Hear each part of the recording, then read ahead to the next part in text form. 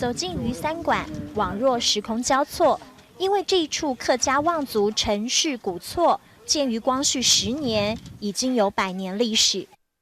三合院建筑的鱼三馆分别由院门、正厅和两旁护龙所构成。宫厅保留传统客人习俗，祖在厅，神在庙。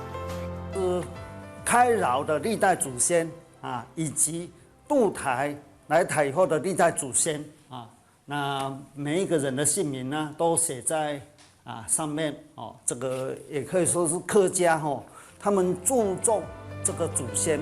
鱼三馆元祖在清朝康熙末年，自广东饶平县渡船来台，因勤恳灌溉是当地的望族。清末陈有光开始营造鱼三馆，花了7年半才完成。移山的意思呢，就是祖先创业不容易啊，那希望遗留下来，后代祖孙呢能够多福多寿，多祖孙。保留至今的鱼三馆不仅是台湾10大古宅之一，更是3级古迹。参观完客家传统三合院后，同样在省道的和德园也是客家子弟。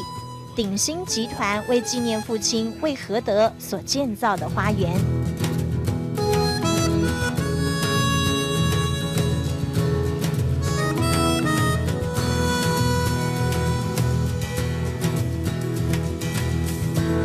就是有成以后呢，回馈家乡就在永靖街的旁边这个热闹的地方盖他们的那个大楼以外呢，那旁边呢就是盖一个和德园。在这儿土生土长的魏家人，除了用心经营花园外，现在要重整小时候住的客家古厝，宣扬客家文化。走完一趟永靖客家之旅，再到5公里外的花园公路，这饱览争奇斗艳的花朵。好漂亮的街坊哦！骑着4轮车，徜徉在花海包围的公路上，除了能够欣赏沿途花农们辛苦栽种的花朵，还可以近距离和他们拍照。田尾又有一个公路花园，是分布在公园路及民族路、民生路这3条路，大概有3.6公里，有270几家的花店。周休假期早上能先安排到鱼三馆和和德园体验客家文化，下午到田尾。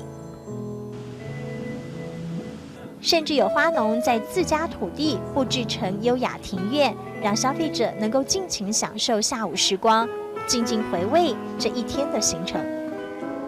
100年鱼三馆里祈求先祖神明庇佑，童年4轮车上饱览沿途花团锦簇，悠哉客庄游，轻松拥抱感动时刻。